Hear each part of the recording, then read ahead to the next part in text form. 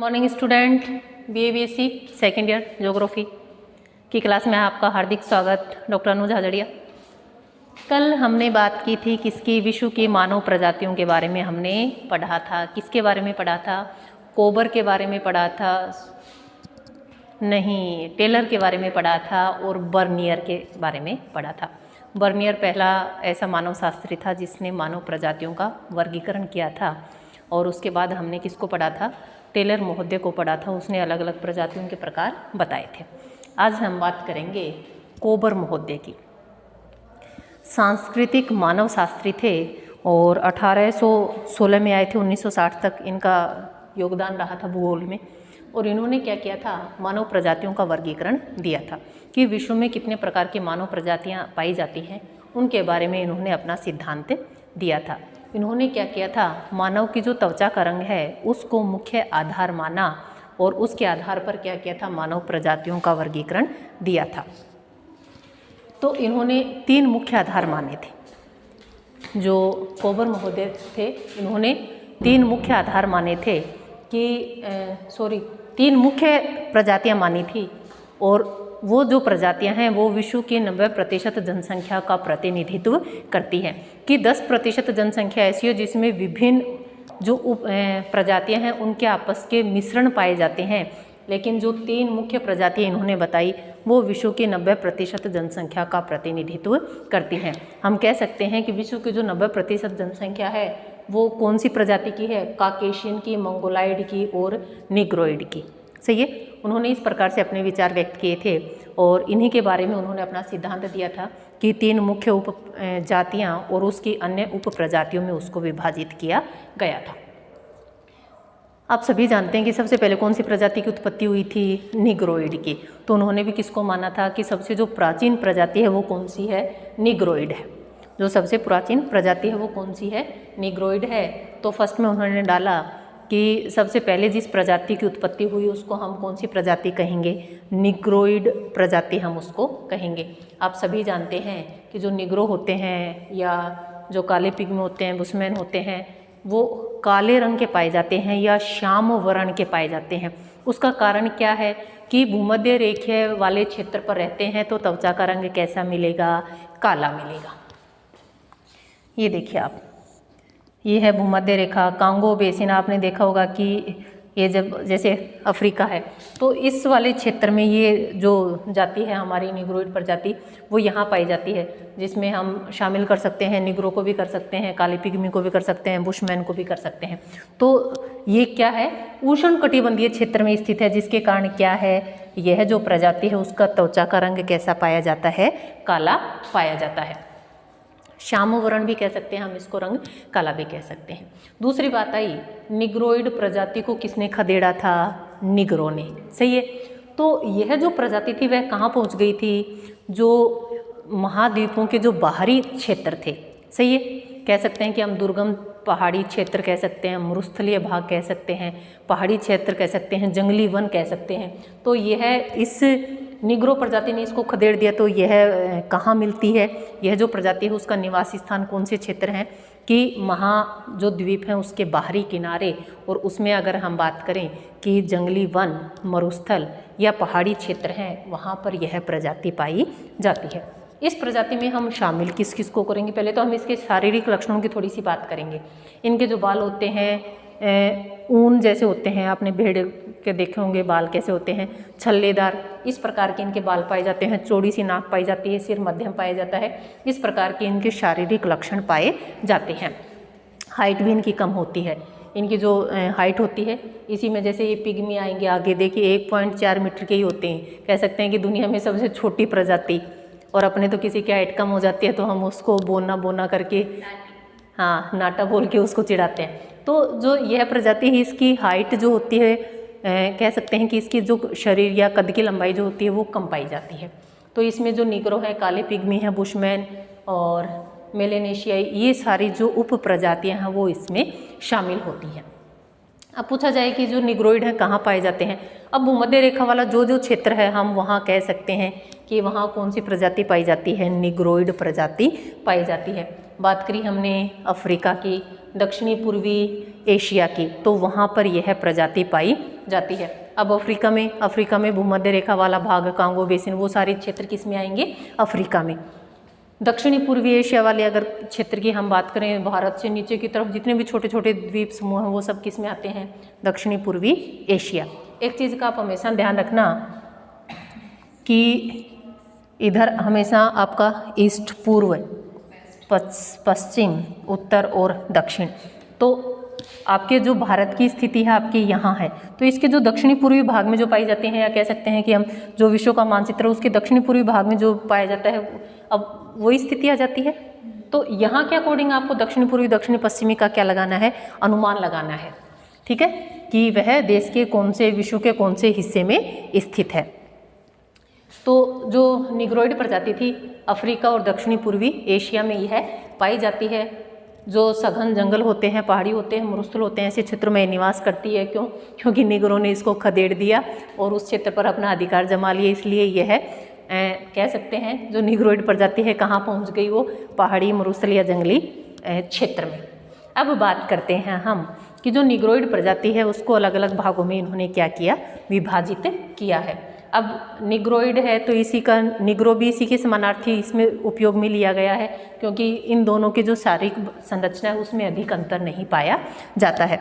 तो फर्स्ट इन्होंने नाम दिया इसको मूल निग्रो, कि जो निग्रो हैं उसमें मूल कि जो आपने देखा होगा कि एक फर्स्ट में जो ओरिजिनल आता है फिर उसके डुप्लीकेट पीस भी आ जाते हैं, तो वही प्रजातियों पर भी निर्भर किया है कि ये जो निग्रो हैं, मूल निग्रो हैं, इनमें जो निग्रो हैं उनके सर्वाधिक गुण पाए जाते हैं।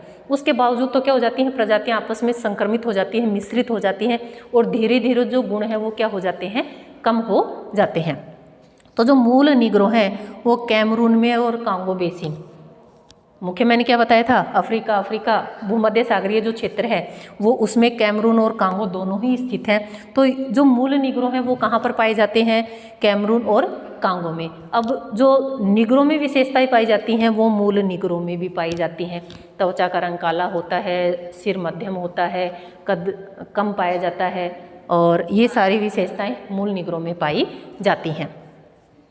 नेक्स्ट बात करेंगे हम जंगली निग्रो। जो जंगलों में रहने लगे हमने नाम क्या दिया? जंगली निग्रो।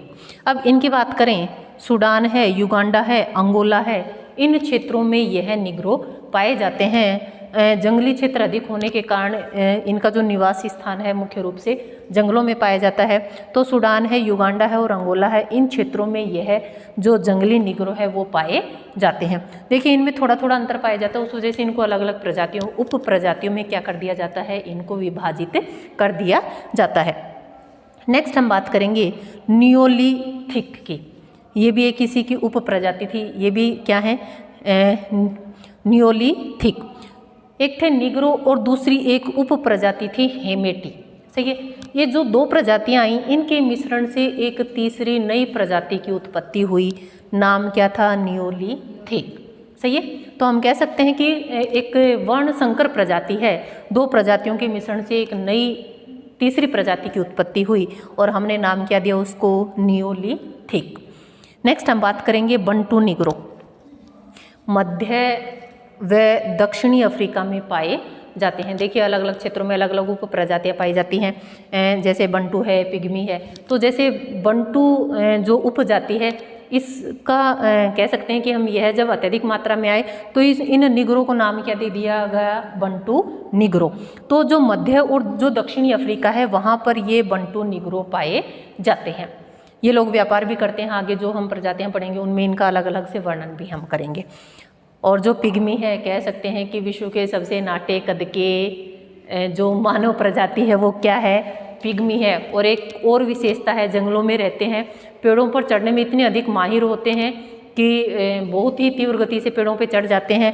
शर्मीले भी होते हैं, जब कोई भारी व्यक्ति वहाँ जाता है तो उनको देखकर और जंगल में भाग जाते हैं। और एक इनकी और विशेषता है, पिग्मी एक बार में 60 से 70 केले खा जाता है। ये इनकी विशेषता है। हाइट में सबसे कम होते हैं, 1.4 मीटर की होगी इनकी हाइट, लेकिन एक बार में 50 से 60 केले आसानी से खा जाते हैं। तो कभी कंपटीशन हो तो मिलिएगा इनसे। तो जो कांगो है अफ्रीका का, वही कांगो बेसिन वाला नदी कांगो है। मलाया की बात करें, सुमात्रा की बात करें और भारत के अंडमान निकोबार में भी यह पिग्मी जो प्रजाति है वह उप प्रजाति है यह पाई जाती है। तो हाइट में कम होते हैं, जंगलों में रहते हैं और कंदमूल फल खाते हैं, इसलिए इनके यहाँ मोस्टली अफ्रीका वाला जो कांगो बेसिन ये वाला जो क्षेत्र है या अंडमान की हम बात करें अकेले होते हैं, और इसलिए इनका पसंद जो मनपसंद भोजन है वो भी क्या है, केला है, और एक बार में 50 से 60 केले ये खा जाते हैं। कांगो में मलाया, सुमात्रा और भारत का जो अंडमान निकोबार द्वीप समूह है उसमें यह प्रजाति उप प्रजाति पाई जाती है। ये हमारी जो निग्रोइड प्रजाति थी वो कंप्लीट होती है।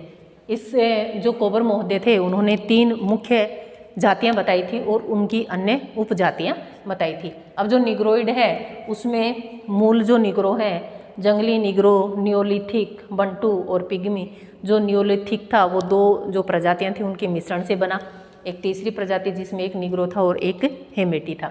देखिए कोबर महोदय ने क्या कहा था, अगर विश्व में 90% लोग रहते हैं तो वो या तो काकेशियन प्रजाति के हैं या मंगोलाइड प्रजाति के हैं या निग्रोइड प्रजाति के हैं। उन्होंने ये कहा कि विश्व की जो 90% जनसंख्या है वो इन 3 प्रजातियों की है, सही है, और बाकी जो 10% हमारे पास बसती है वो कह सकते हैं कि हमारे पास जितनी भी जातियां हैं उनके आपसी संक्रमण से उत्पन्न संतान है, तो हम उनका अलग अलग विभाजन नहीं कर सकते क्योंकि एक छोटे छोटे समूह के रूप में वह पाई जाती है, और इतनी अधिक उप प्रजातियां होंगी कि उन सभी का वर्णन करना भी यहाँ पर संभव नहीं है। नेक्स्ट हम बात करेंगे काकेशियन प्रजाति की। देखिए निग्रो भूमध्य रेखा पर रहते हैं, भूमध्य क्षेत्र में रहते हैं, तो त्वचा का रंग कैसा पाया जाता है, काला पाया जाता है। काकेशियन है, देखिए रंग कैसा होता है, त्वचा का रंग कैसा होता है, सफ़ेद होता है, और यूरोप, एशिया और अमेरिका में ये पाए जाते हैं। क्योंकि शीतोष्ण प्रदेशों में यह रहते हैं तो इनकी त्वचा का रंग भी कैसा मिलेगा, श्वेत मिलेगा। और कोबर महोदय ने इनका विभाजन का आधार भी क्या माना था, मानव की त्वचा का रंग के आधार पर क्या किया था उन्होंने, इससे जो प्रजाति है उसका वर्गीकरण दिया था। तो जो काकेशियन प्रजाति है वो श्वेत रंग के होते हैं। अब श्वेत रंग की अगर हम बात करें, यूरोप, एशिया और अमेरिका, यूरोप, एशिया और अमेरिका। अब आप यूरोप किस कटिबंध में स्थित है, शीतोष्ण कटिबंध में। एशिया का जो ऊपर वाले अगर हम बात करें और अमेरिका की हम बात करें कौन से कटिबंध में स्थित है, शीतोष्ण कटिबंध में स्थित है। इसी कारण यहाँ के जो लोग हैं उनकी त्वचा का रंग कैसा पाया जाता है, सफ़ेद पाया जाता है। कारण आपको बता रखा है मैंने, पिछली क्लासों में कारण मैं आपको दे चुकी हूँ कि उनकी त्वचा का रंग सफ़ेद क्यों पाया जाता है। देखिए क्या है, जो काकेशियन प्रजाति है इसकी जो फर्स्ट है वो है नार्डिक। जो नार्डिक है, कोई भी ले लीजिए, सारी एक जैसी हैं। नार्डिक की अगर हम बात करें, इसमें जो पाए जाते हैं उनकी नाक चौड़ी, कम चौड़ी होती है, जो नाक की चौड़ाई होती है वो कम होती है, बाल लहरदार होते हैं, सिर की चौड़ाई छोटी होती है। और ये जो नार्डिक हैं हॉलैंड में, जर्मनी में, पोलैंड में। अब आप देखना हॉलैंड, जर्मनी, पोलैंड कौन से महाद्वीप में स्थित हैं, यूरोप महाद्वीप में, सही है। तो हम कह सकते हैं कि जो नार्डिक है मुख्य रूप से कहाँ पाई जाती है, यूरोप में। अब जो यूरोप में पाई जा रही है, आपको पता है हॉलैंड है, जर्मनी है, पोलैंड है, तो त्वचा का रंग कैसा मिलेगा, सफ़ेद मिलेगा, सही है, श्वेत गोरा रंग। नार्डिक शारीरिक लक्षणों की हमने बात की है, कद मध्यम से थोड़ा सा लंबा रहता है और लहरदार बाल होते हैं, जो सिर है वो चौड़ाई उसकी कम रहती है, और ये सारी विशेषताएं इस नार्डिक जो उपजाति है इसकी पाई जाती है। नेक्स्ट हम बात करें एल्पाइन। एल्पाइन कहाँ रहते हैं, देखिए आल्पस एक पर्वत है यूरोप में, यूरोप और आल्पस पर्वत, उसके आसपास का जो क्षेत्र है वहाँ पर कौन सी प्रजाति पाई जाती है, एल्पाइन प्रजाति पाई जाती है। अब हम कहेंगे कि उस एल्पाइन की शारीरिक विशेषताएं कौन कौन सी पाई जाती हैं, सही बात है, हम प्रजाति हमारे सामने है कि ये प्रजाति और इस क्षेत्र में पाई जाती है, क्या हम उनकी शारीरिक विशेषताओं के बारे में बता सकते हैं। यूरोप में रहती है, आल्पस पर्वत के पास में रहती है, तो यूरोप में रहती है, तो सबसे पहले हम लिखेंगे कि त्वचा का रंग कैसा पाया जाता है, श्वेत पाया जाता है। बाल और नाक किस जैसे होते हैं, इसके नार्डिक हैं उस जैसे ही होते हैं। अब नार्डिक के नाक और बाल कैसे हैं, नाक चौड़ी, कम चौड़ी नाक है, और बाल कैसे हैं, लहरदार हैं।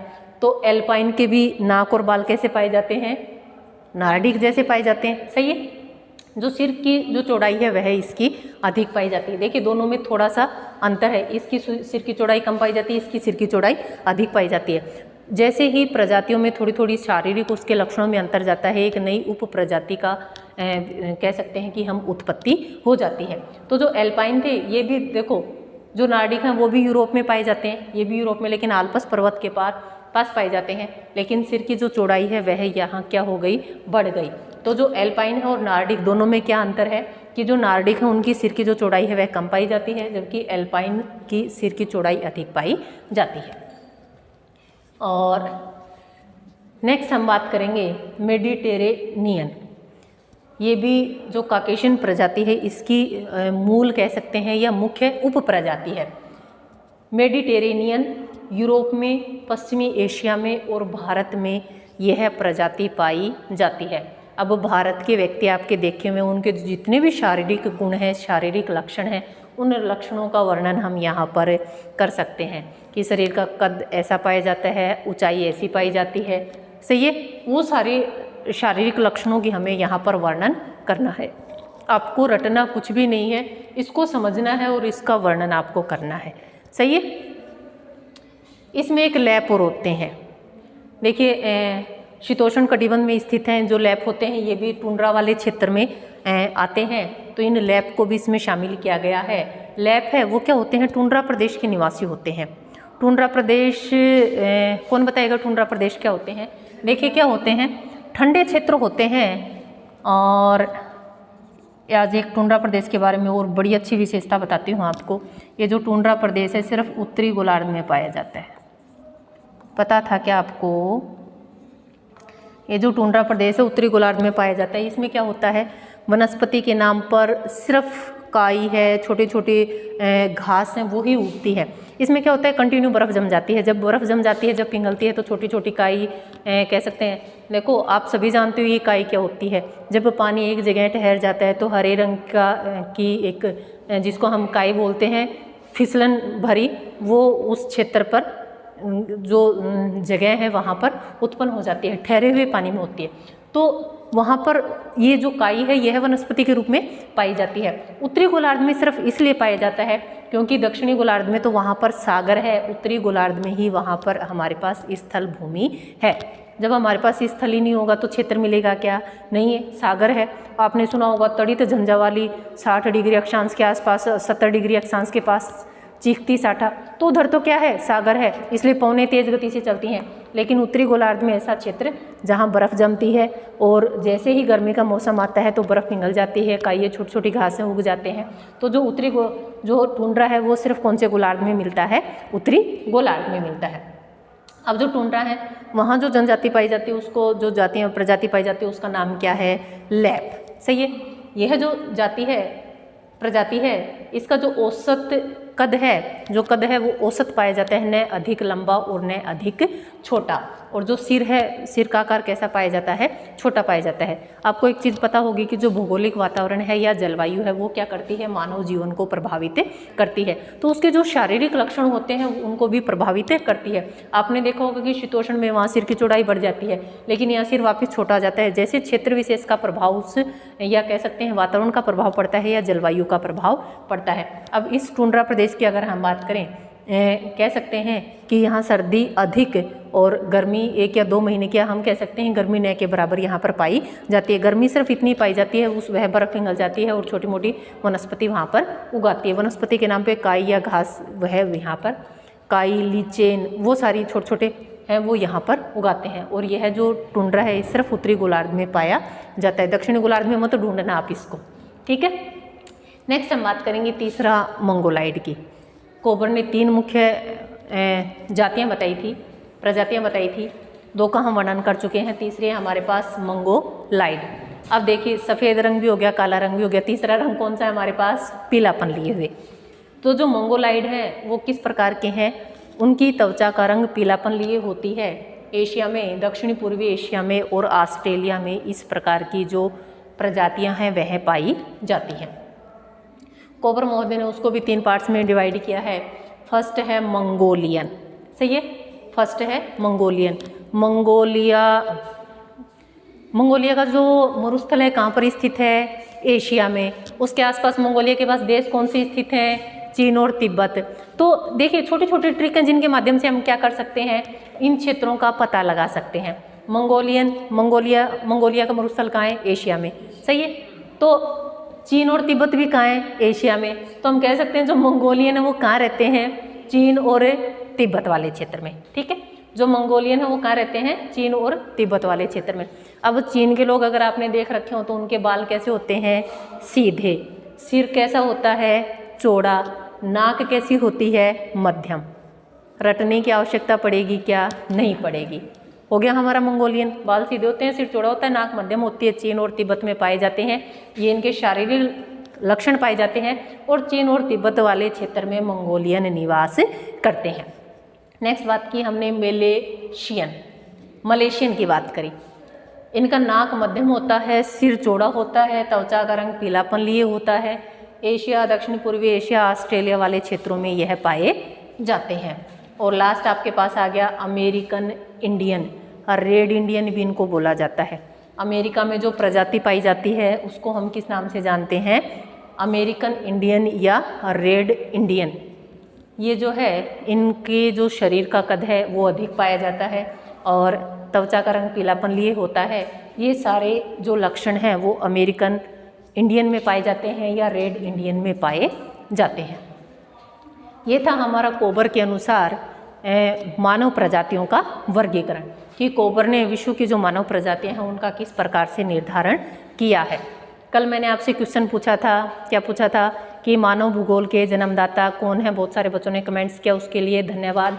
और आज का हमारा क्वेश्चन है, कोबर महोदय ने किस आधार पर मानव प्रजातियों का वर्गीकरण दिया था। कोबर महोदय ने किस आधार पर मानव प्रजातियों का वर्गीकरण दिया था, ये है हमारा आज का क्वेश्चन। और इसके अलावा 2 क्वेश्चन और पूछूंगी आपसे कि क्या पूछा जाए बताइए। टेलर महोदय की किन्हीं 2 पुस्तकों के नाम आप लिख के मुझे भेजेंगे और टेलर महोदय ने कौन सा सिद्धांत दिया था उसके बारे में आप लिखेंगे। 3 क्वेश्चन है आज के लिए आपके, सही है। कि कोबर महोदय ने अपना जो वर्गीकरण दिया था, मानव प्रजातियों का जो वर्गीकरण दिया था उसका आधार क्या था। और सेकंड क्वेश्चन है कि टेलर महोदय ने जो भी सिद्धांत दिया था उसके बारे में आप बता सकते हैं, जनसंख्या से संबंधित या मानव प्रजातियों से संबंधित। और थर्ड क्वेश्चन जो आपका है कि जो टेलर महोदय है उसकी कोई भी 1 या 2 बुक का आप नाम लिख के मुझे कमेंट करें। आज के लिए इतना ही, धन्यवाद।